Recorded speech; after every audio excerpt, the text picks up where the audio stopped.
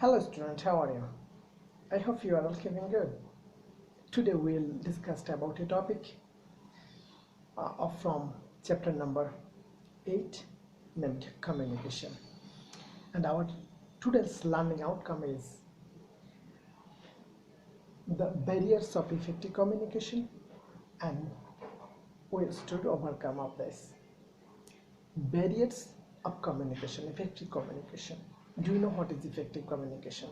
Effective communication is a communication system where the sender can get a proper feedback, and that will be the effective communication.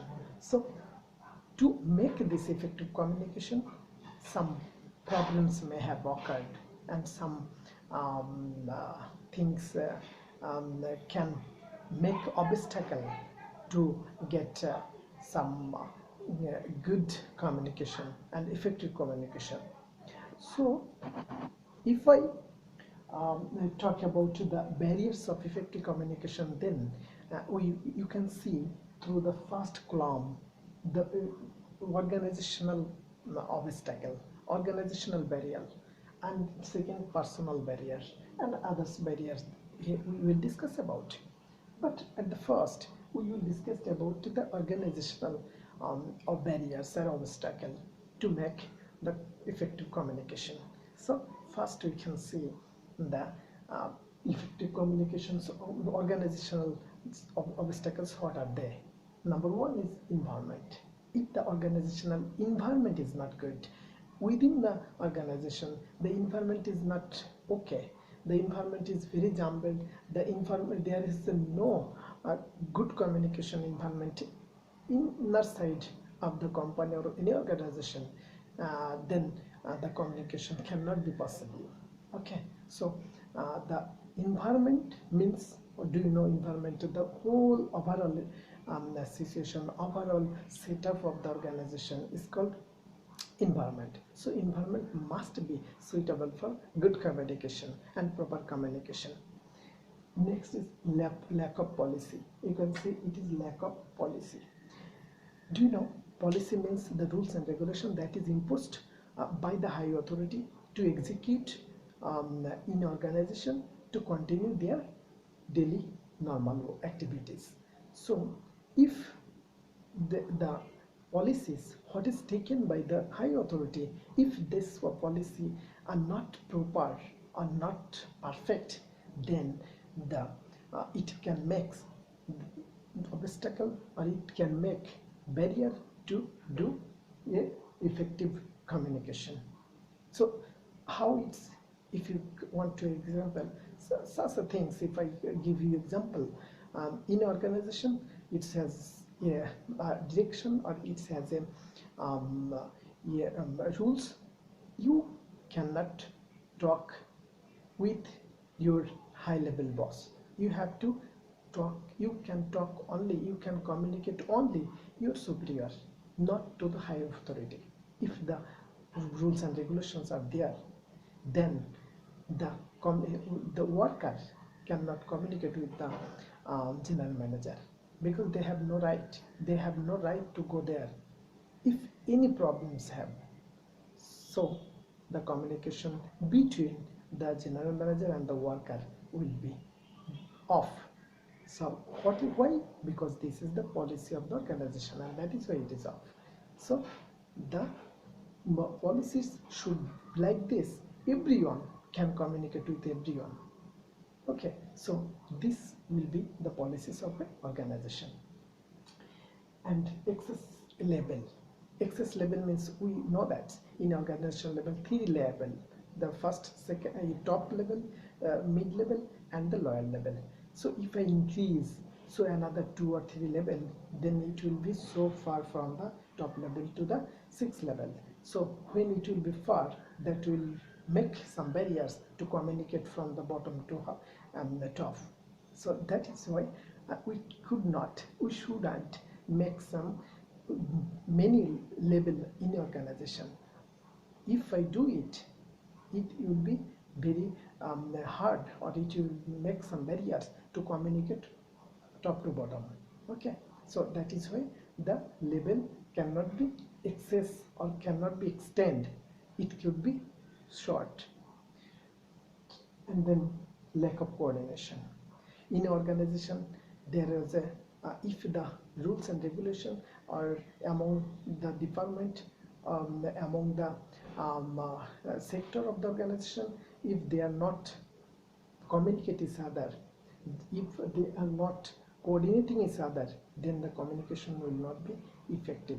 So to make a good communication, effective communication, you must have ensured the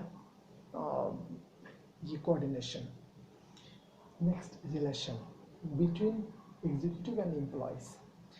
If the relation between executive and employee are fixed like this, the executive can communicate with the employees at any level, so then the communication will be good and the effective communication. So if any barrier to the executive and employees, so then the effective communications will be buried by these rules. So the relation between your higher authority and the subordinate should be fully and fair, and that can ensure effective communication. Now we already have discussed about the organizational, what are the barriers can be made. Now personal barriers. Personal means every employee a person. The person has so many limitations. What are the limitations we will discuss about? Number one, conflict. Conflict means some ego, some quarrel with some executive or subordinate or the colleagues.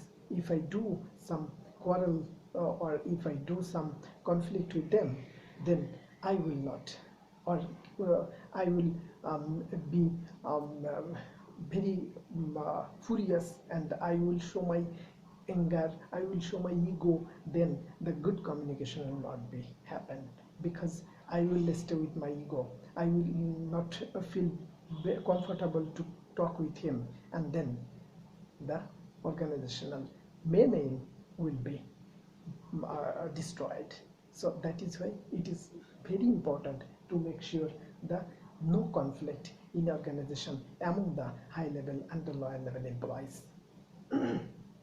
Fairness in organization, some of the powerful executives may have, and this executive are very dangerous, and that is why the subordinate, who are the subordinate, they cannot speak loudly, they cannot speak the truth, and that is why the good communication can be hampered by this fairness.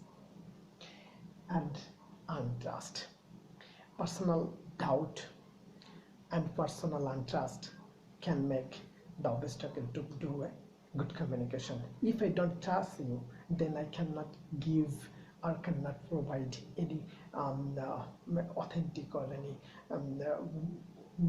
real information with you. So that time the information, so it will be a gap, then the organization main aim will be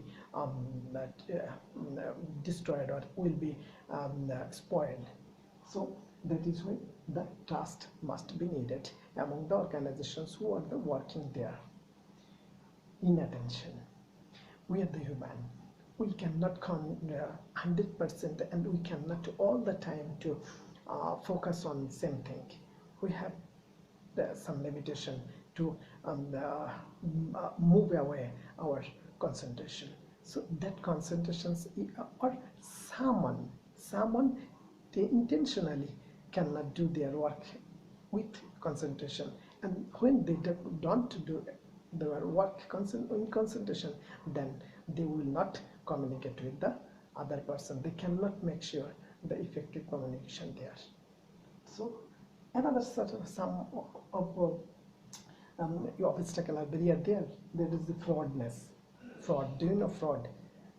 If someone cheat with someone, it will be fraud. When it will be cheated, then the communication, effective communications with that person will be destroyed. And fault expression. Sometimes give some wrong information. When I give some sender or receiver to wrong information, then the feedback what is coming, that will be the wrong. So wrong information can destroy the effective communication. And now the ways to overcome. How can we overcome this type of barriers what are in the organization? We can overcome how? First step is to make easy organization. In organization must be easy, and there will be no complex level, no excess level, no complexity to communicate each other. They will feel comfort to talk with, they will feel comfort to exchange their point of view, they will feel comfort to exchange their information among them. So that will be easy organization. Then there will be no barrier. Plans of communication must, before doing activities, we have to plan who will communicate to whom. We have to fix, then no problem will come. Automatically the communication will be happened. So plan of communication must needed to avoid barrier of effective communication. Then training. How, what we have to say and what information have to share, they must be trained before they join in the job to the post of any organization. To join any organization, must be new employee or existing employee must be given the training. Then how to communicate with other, and what type of information I can share. So this type of training if I give, then so many problem or so many barrier will be eradicated or will be eliminated automatically. And using the right language. Language is a fact. Someone can understand English, someone can understand Bangla, and both of them understand Bangla. So which type of language we have to use? Must Bangla, because all of them know Bangla. So that is why.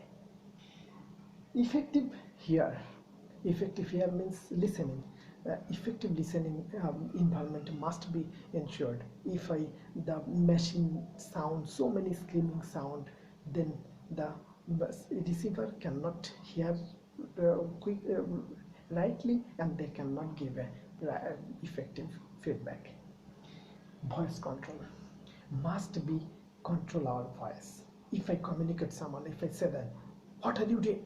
If I keep some this type of voice, then the person will be afraid, and the person will think this, what did I wrong? So we have to say, if softly you have to say our voice softly. If I do soft, then the person will hear with concentration, then that effective communication will be ensured.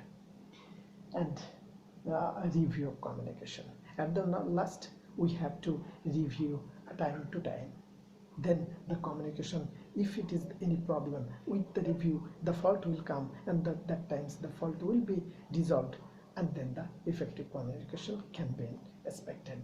So today we will discuss about barriers of effective communication and the ways of overcome of this barrier. So I hope you understand, or if you don't understand, or if you have any questions at any point of time, you can ask me, and then I will answer in the class time. Thank you all.